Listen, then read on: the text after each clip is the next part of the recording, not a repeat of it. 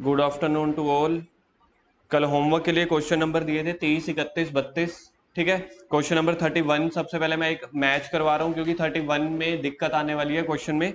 तो 31 के पहले आंसर, क्वेश्चन नंबर 30 के आंसर देख लो। केस ए का 3250 देखना, ठीक है। केस ए का, केस बी का 2750, केस सी 3000, केस 4 3000। पहले चार आंसर किसके ठीक है?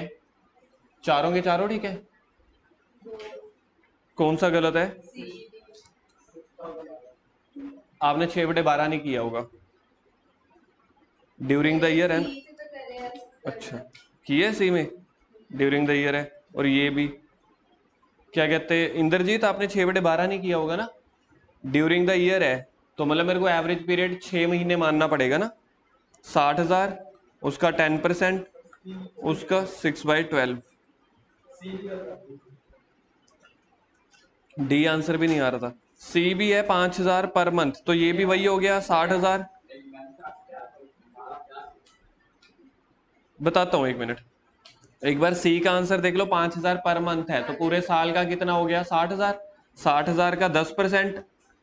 और अब मेरे को पता थोड़ी है बिगिनिंग है या एंड है, तो उसमें अपन मिडिल मान के 6/12 ले लेते हैं। डिंपल ये आंसर भाई। ए का 3250, बी का कितना है?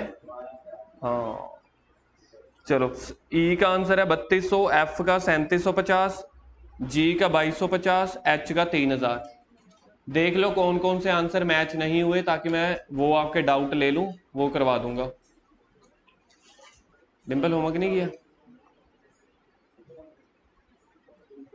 रणवीर बाकी ठीक है आपके आंसर सारे? क्या बात है।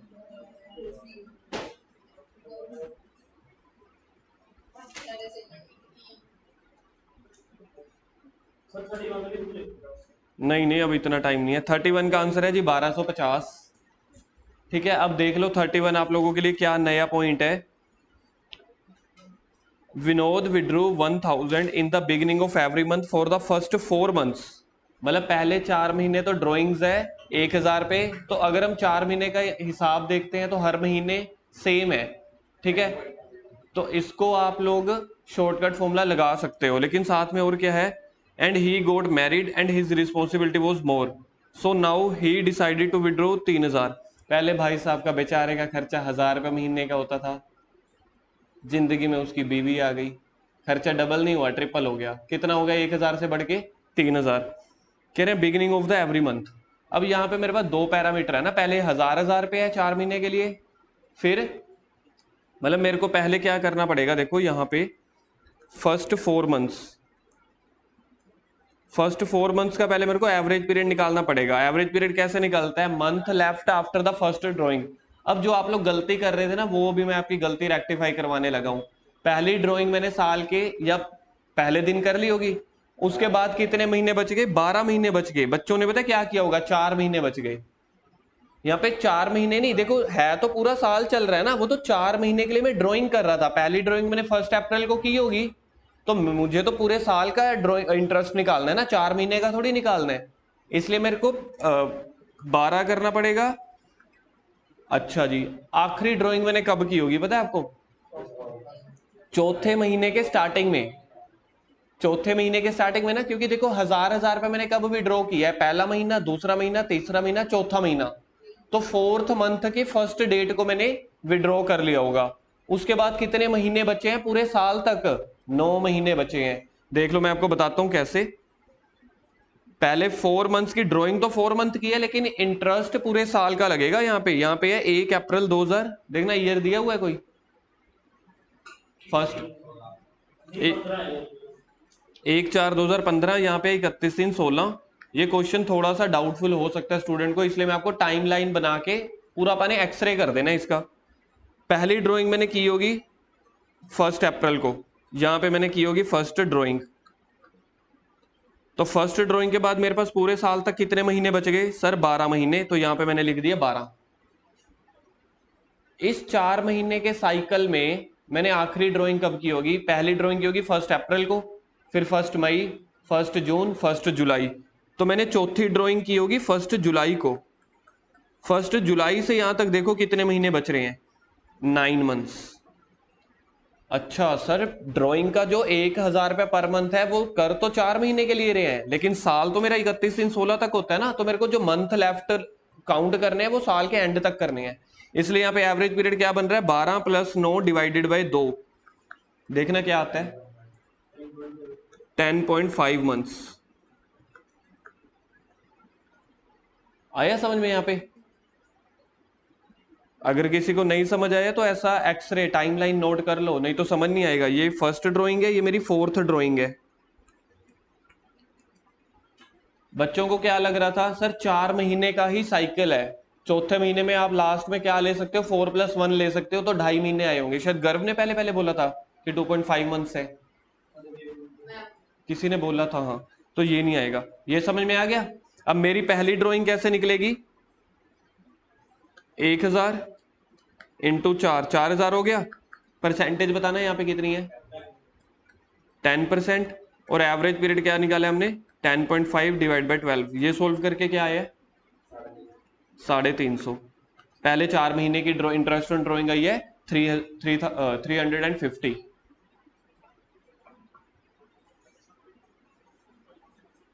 अब आगे ड्राइंग कितनी रह गई है, 8 महीनों की रह गई है। लबुदे आपको शायद आज ऐसे लगेगा कि सर मैं नॉन मेडिकल क्लास में तो नहीं आ गया। घबराना नहीं है, आप कॉमर्स में ही आए हैं। 1-2 दिन अभी आपको फ्लो में आते हुए लगेंगे, क्योंकि ये वाला टॉपिक 2-3 दिन से चल रहा था ना, तो इन्होंने तो किया हुआ है। आपके लिए हो सकता है नया है, तो 1-2 दिन आपने पेशेंस रखना है। पिछला जितना भी रह जाएगा आप सबको ना, मतलब जो जो नए आए हैं, अलग एक्स्ट्रा टाइम दे के पिछले टॉपिक भी कवर अप करवा दूंगा, ठीक है। चलो 4 महीने की ड्राइंग हो गई। अच्छा अगली ड्राइंग बताना, इसी टाइमलाइन में मैं फिक्स करता हूं। अगली ड्राइंग मैंने की होगी 1 अगस्त 2015 को, की कितनी होगी सर, 3000 पे। अब 1 अगस्त के बाद कितने महीने बच गए, 8 मंथ्स बच गए, तो यहां पे एवरेज पीरियड लगेगा 8। आखिरी ड्राइंग कब की होगी, 1 मार्च को। 1 मार्च 2016 को आखिरी ड्राइंग की होगी, तब आपके पास 1 महीना बच गया होगा। तो 8 + 1 डिवाइडेड बाई 2, 4.5 महीने।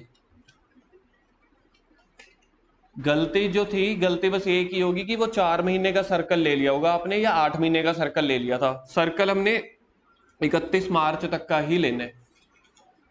अब यहां पे मेरी ड्राइंग कैसे निकलेगी, 3000 की ड्राइंग है, कितने मंथ के लिए, 8 मंथ्स के लिए। पी हो गया, आर हो गया, टी कितना आ गया, टी कितना था, मंथ कितने आए थे, 4.5 आए थे। ये सोल्व करके क्या आ रहा है, टोटल इंटरेस्ट ऑन ड्राइंग 1250। देखना अब आ गया समझ में। इस क्वेश्चन को लिख दो इंपॉर्टेंट या डिफरेंट, तो जो भी क्वेश्चन डिफरेंट आया करेंगे ना उसको लिख दिया करना। नेक्स्ट क्वेश्चन नंबर कौन सा है, 32। 32 का आंसर देखना, ये आ रहा है, ए का 1400, बी का 1575। ये आ गया था, हाँ हाँ, सोखे सोखे तो कर लेते, ओके ओके करके दिखाओ ना यार। ई इंद्रजीत, ये आ गया था आपका आंसर, जर्नल एंट्रीज नहीं आती, करवाएंगे, वो भी करवाएंगे।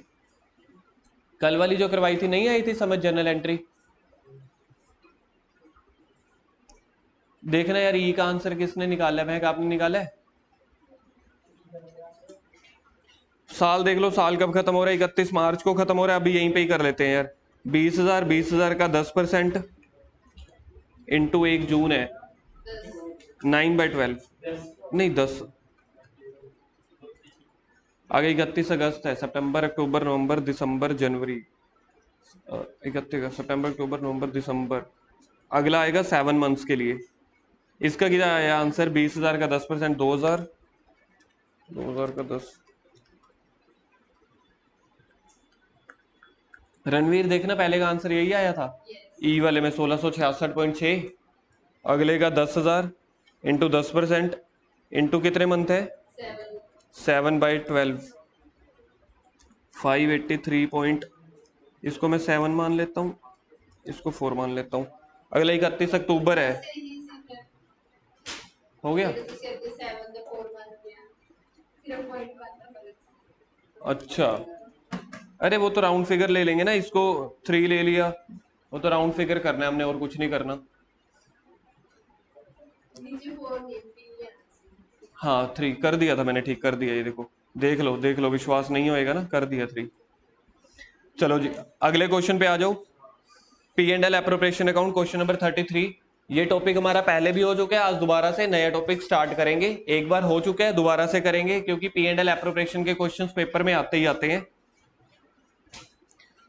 P and L appropriation account क्या होता है जी? जो पार्टनर्स के प्रॉफिट को डिस्ट्रीब्यूट करने के लिए एक अलग से खाता बनाया जाता है उसको बोलते हैं P and L appropriation account.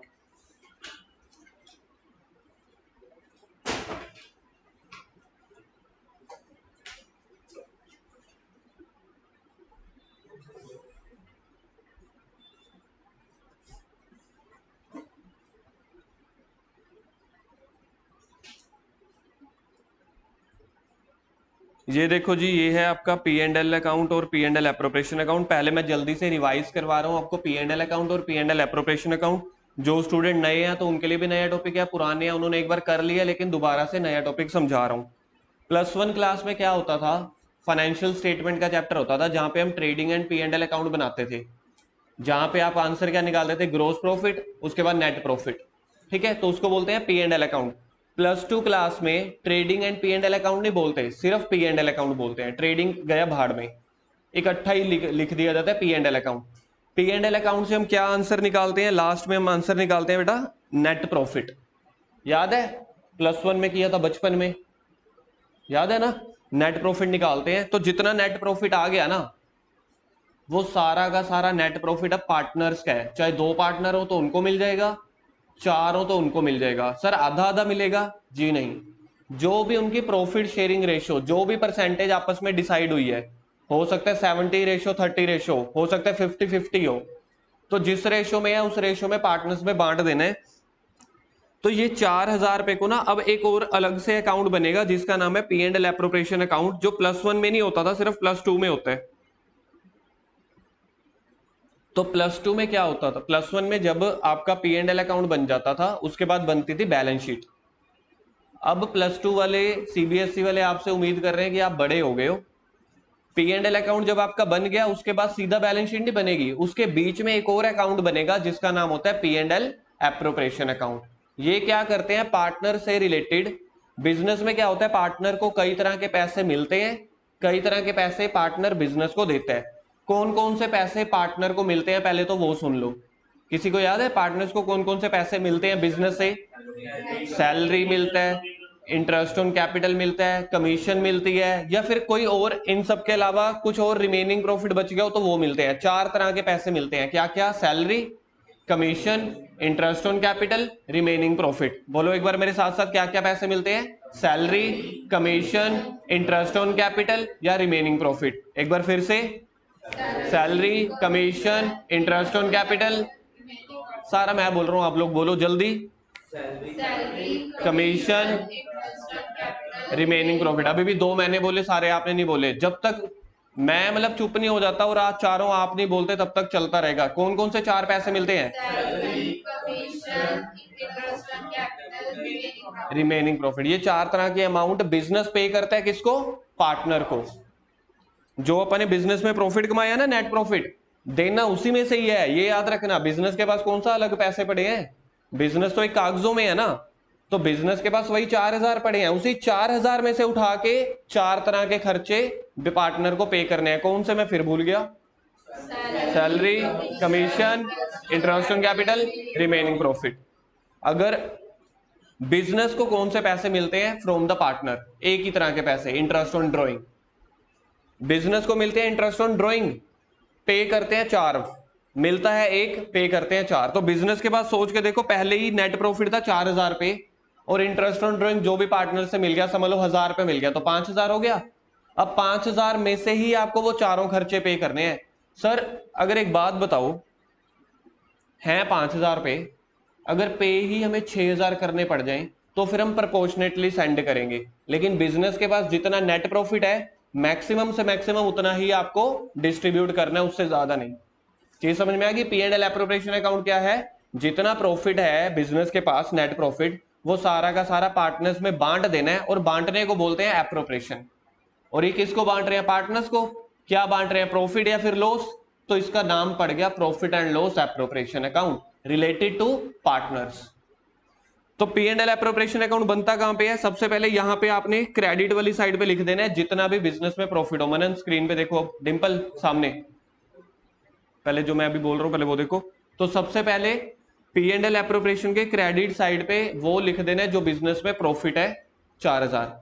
अब इंटरेस्ट ऑन ड्रॉइंग ना बिजनेस के लिए इनकम होती है, क्योंकि पार्टनर पे करेगा तो बिजनेस को मिलेगा। और इनकम के लिए कक्षा 11वीं में +1 क्लास में आप लोगों ने एक रूल सीखा था, nominal rule, debit all expenses credit all incomes. तो बिजनेस के लिए इंटरेस्ट ऑन ड्रॉइंग इनकम हो गई, इसलिए क्रेडिट साइड पे लिख देंगे इंटरेस्ट ऑन ड्रॉइंग। तो क्रेडिट साइड पे पीएनएल एप्रोप्रिएशन में दो ही चीजें आएंगी, एक नेट प्रॉफिट जो दुकान का है, और जो हमने पार्टनर से लिए इंटरेस्ट ऑन ड्रॉइंग। बांटते क्या उनसे? कितने तरह के खर्चे हैं हम? 4 तरह के। एक तरह का एक्स्ट्रा खर्चा होता है अगर बिजनेस अपने पास रखना चाहता है, उसको बोलते हैं रिजर्व, जर्नल रिजर्व। तो जो जो पैसे बांटने हैं इस 4000 में से, तो डेबिट साइड पे बांट दो। डेबिट साइड पे सर क्यों? क्योंकि बिजनेस का तो खर्चा हो गया ना, बिजनेस पार्टनर को पे कर रहा है, तो बिजनेस के लिए क्या हो गया? खर्चा। और खर्चों के लिए कौन सा रूल लगता है? Nominal debit, debit all expenses. तो सबसे पहले इंटरेस्ट ऑन कैपिटल बांट दिया। ए को दिया था हमने 1000 पे, बी को दिए 600। हो सकता है बिजनेस में दो पार्टनर थे। फिर ए को सैलरी दे दी, फिर कमीशन दे दी। फिर अगर कुछ पैसा रिजर्व के तौर पे रखना है, रिजर्व का मतलब होता है दुकान में बचा के रखना। यार बचा के तो सारा इसी में से ही रखोगे ना, 4000 में से जो नेट प्रॉफिट है, तो मतलब इसी में से ही आपको सारा तामझाम करना है। जैसे समझ लो कि बिजनेस की सैलरी इतनी है 4000, उसने घर के खर्चे चलाने हैं। घर के खर्चे 5 तरह के हैं। कुछ खर्चा बांट दिया हमने इंटरेस्ट के तौर पे, कुछ सैलरी दे दी किसी बंदे को, किसी को कमीशन दे दी, कुछ अगले महीने के लिए बचा के रख लिया गुल्लक में, उसको बोलते हैं रिजर्व। फिर जो बच गया मालिकों में बांट दिया। जो बच गया था 1300 को फिर से बांट दिया एज अ रिमेनिंग प्रॉफिट के तौर पे। इसको बोलते हैं P and L appropriation account. पहले एक बार के लिए इसको बस आप सामने से देखो, किसी को डाउट है तो मुझसे वो पूछो, क्योंकि बाकी उन्होंने तो कर लिया। आप लोग देखो, आप लोगों को समझ में आ गया? अगर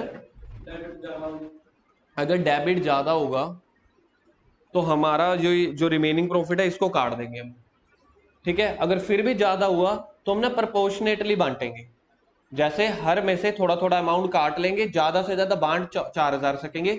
इसके हमारे नोट्स में कम से कम 15-20 क्वेश्चंस हैं। एक दो दिनों के बाद बारी आ जाएगी, तब आपको वो भी पता चल जाएगा। अभी के लिए मैं आपको रूल समझा देता हूं। अगर बाई चांस डेबिट ज्यादा हुआ, मतलब बांटने के लिए पैसे तो है 4500, लेकिन मेरे पास कितने हैं? 4000। तो मैं बांटूंगा 4000 को, लेकिन प्रपोर्शनेटली थोड़ा थोड़ा कम कर दूंगा। वो कैसे प्रपोर्शनेटली कम करेंगे वो मैं आपको प्रैक्टिकल क्वेश्चन में समझा दूंगा। कम से कम 10-15 क्वेश्चन है पड़ी, तो वो घबराने की बात नहीं है। कुछ और? ठीक है, अब मैं क्वेश्चन पे आ रहा हूं। क्वेश्चन नंबर क्या था? 33। From the following data of mister A and B, who share profit in the ratio 1:2। Sir ये क्या होता है 1:2?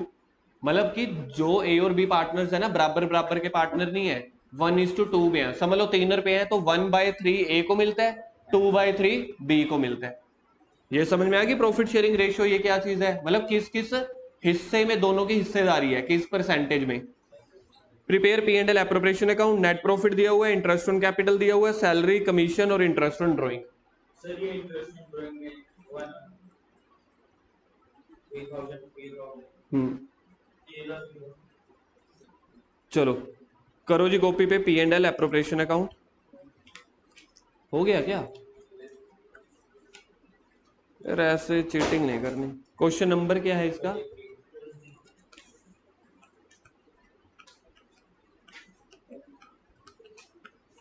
P and L appropriation account. किसी भी अकाउंट का करो, साथ साथ कर लो बस। अब किसी भी अकाउंट का, चाहे +1 हो चाहे +2 हो, फॉर्मेट यही होता है। ज्यादा से ज्यादा डेट आ जाती होती, लेजर करते थे ना +1 में, तो ये लेजर ही है, debit credit. P and L appropriation account शुरू कहां से होता है गर्व? हाँ, by profit and loss account. Net profit से क्वेश्चन शुरू होता है।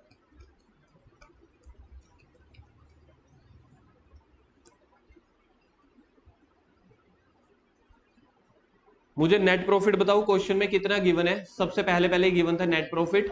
हाँ जी, 50,000, 50,000।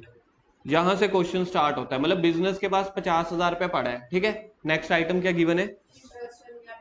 Interest on capital. बिजनेस के लिए खर्चा है कि इनकम है?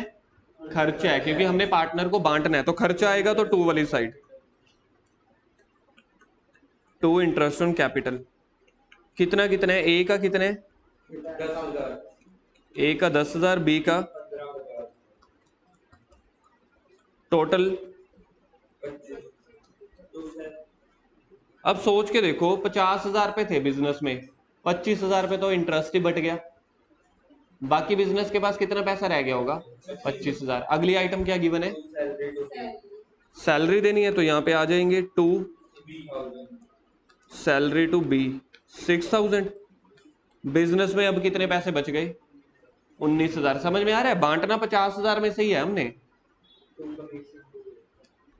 टू कमीशन ए को दी है 4,000। अब बिजनेस में बच गया 23,000। 23 नहीं बच गया, 19 और 4 23। माइनस करना है। अच्छा, माइनस करना था, सॉरी। मुझे लगा 19 है, 4 है, 23 में ऐड कर दो। आप लोगों को कौन सा पता चलता है? अगली आइटम बोलो। To interest on drawing by. Business को मिल रहा है, तो बिजनेस के लिए इनकम हो गई। Bye interest on drawing. Presentation देख लो पेपर में कैसे करनी है। ये जो प्रेजेंटेशन कर रहा हूँ ये बिल्कुल फेयर प्रेजेंटेशन है, आपको इससे ज्यादा इससे कम कुछ नहीं करना। बाय इंटरेस्ट ऑन ड्रॉइंग लिख के फिर ए और बी को नीचे लिखो। यहाँ पे कितना कितने? 3,000 3,000, तो टोटल हो गया 6,000। सर बिजनेस में कहने का मतलब अब टोटल 56,000 है। 56,000 हो गया ना, 50,000 पहले था, 6,000 पार्टनर से कमा लिया। बांट कितना दिया था? 25 और 10 35 बांट दिया था। बाकी क्या रह गया? बस। कोई रिजर्व के तौर पे कुछ पैसा नहीं रख रहे। क्या लिखेंगे? To remaining profit.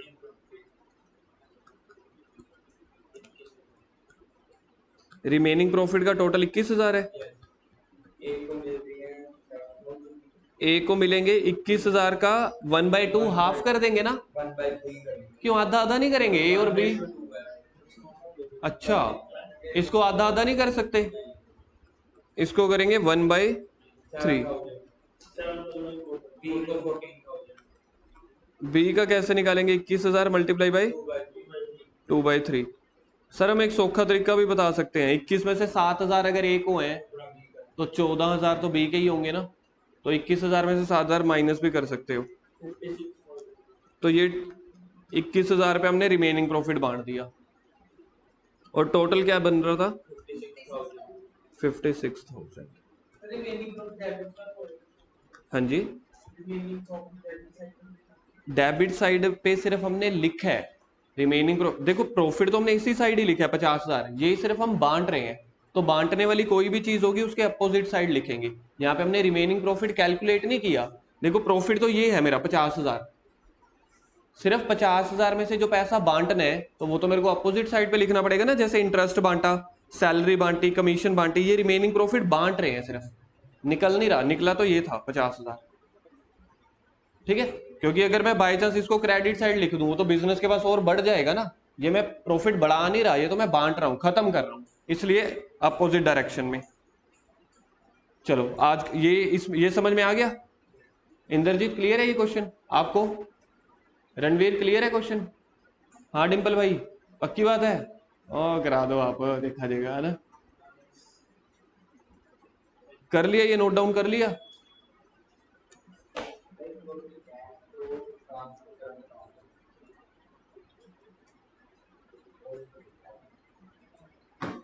Current account वाला वो टॉपिक कल आएगा। कल भी एक नया खतरनाक टॉपिक शुरू होएगा। फिक्स्ड कैपिटल और फ्लक्चुएटिंग कैपिटल वाला कल टॉपिक स्टार्ट होगा।